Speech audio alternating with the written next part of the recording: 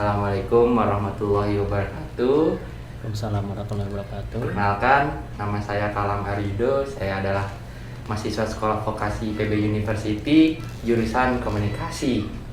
Oke, di video ini di sebelah saya ada seorang guru praktisi di sekolah ini di SMA Sadramaga. Beliau adalah guru di mengajar di bimbingan konseling, sehingga saya ingin sekali mewawancarai beliau. Nah, terima kasih Bapak waktunya untuk kami. Sehat-sehat Bapak? Alhamdulillah sehat. Bapak izin untuk mewawancarai Bapak ya? Iya. Oke. Pertama nih Pak, bagaimana sih Pak sistem pembelajaran jarak jauh di SMA Sadramaga ini? Oke, baik, terima kasih Nakalam. Baik, sebelumnya terima kasih untuk sistem pembelajaran jarak jauh yang ada di SMA Negeri 1 Dramaga ini. Kami menggunakan dua metode ya, metode media pembelajaran, yaitu yang pertama metode asinkronus dan metode sinkronus. Metode asinkronus itu adalah metode luring atau tugas-tugas dan materi-materi yang disampaikan oleh guru melalui luring. Nah, dan metode media pembelajaran daring, yaitu media tatap muka melalui virtual. Di SMA Negeri 1 Dramaga ini kita menggunakan media Zoom, virtual Zoom ya.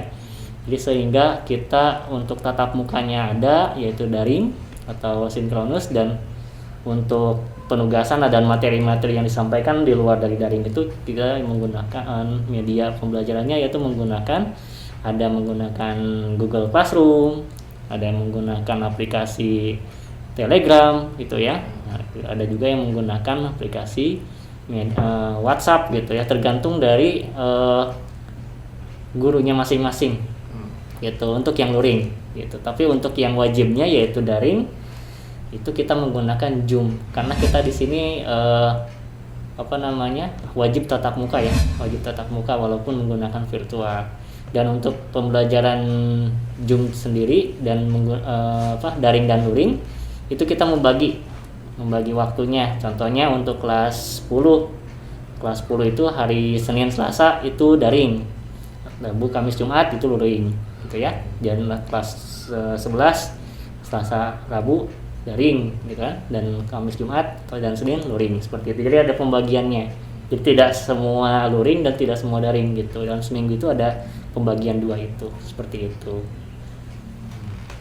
Baik, kan saya melihat di sosial media kan kebanyakan siswa berngeluh dengan pembelajaran jarak jauh ini ya Pak. Nah, banyak yang bilang mereka nggak bisa ngikutin pembelajaran ini, tidak punya HP.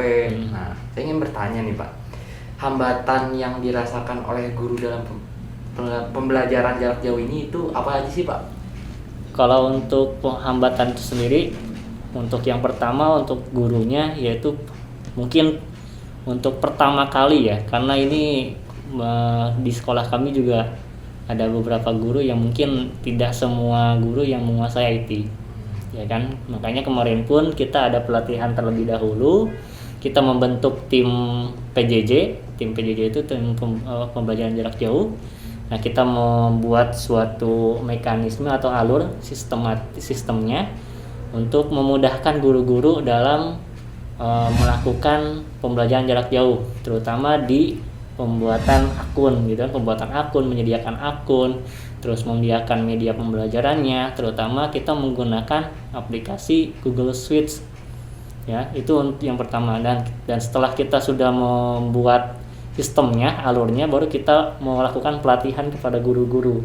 Dan memang ketika memberikan pelatihan pun masih ada saja guru yang sekiranya belum mampu ya, terutama di media pembelajaran luring, karena kan kita harus menggunakan aplikasi gitu kan. Hambatannya mungkin yaitu belum semua guru menguasai IT, dengan apalagi di pembelajaran jarak jauh ini gitu kan. Itu untuk guru. Tapi untuk siswa mungkin lebih banyaknya hambatannya satu itu untuk awal-awal siswa itu hambatannya di kuota.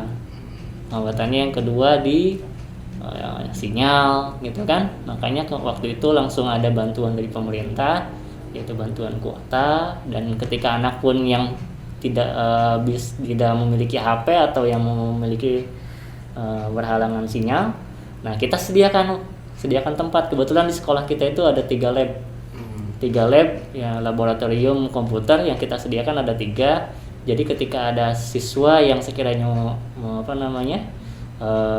memiliki permasalahan, ya tidak punya HP atau tidak ada sinyal di rumahnya, siswa boleh datang ke sekolah untuk belajar di sekolah. Terutama yang di sinkronus ya, yang daringnya seperti itu. Oke, Bapak.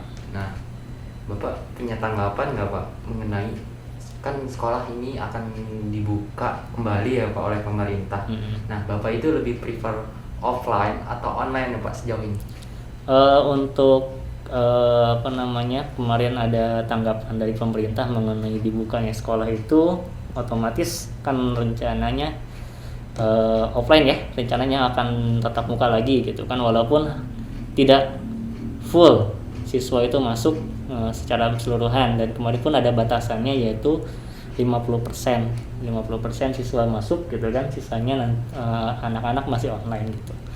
Nah, untuk yang namanya prefer-nya itu otomatis kita juga harus prefer kedua hal.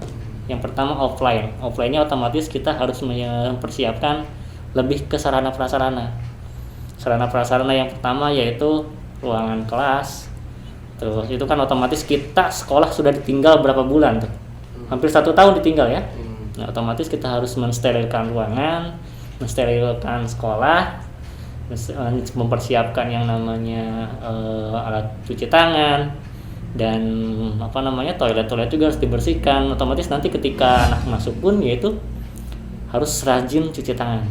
Dan ketika di kelas pun ya otomatis kita juga harus mempersiapkan yang namanya pengaturan jarak. Nah, itu untuk offline.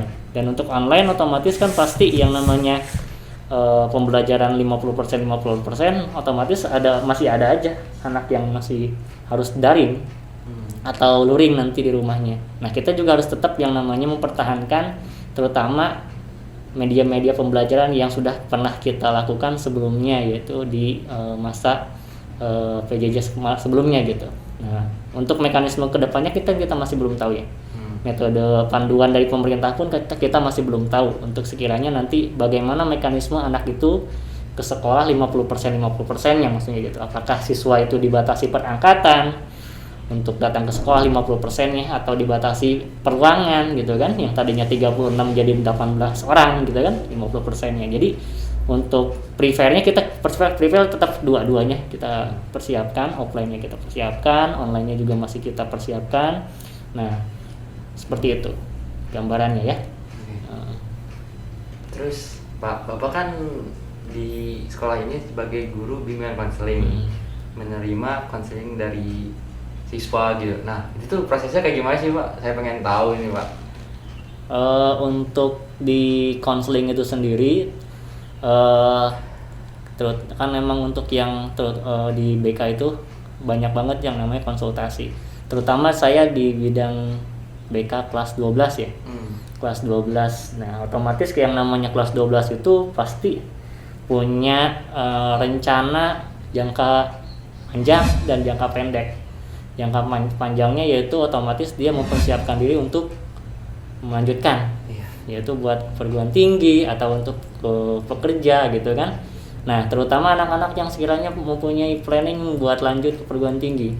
Mereka itu kalau untuk yang namanya konsultasi online, mereka merasa nggak betah. Mereka merasa yang namanya pengen konsultasi langsung daripada konsultasi lewat online gitu kan.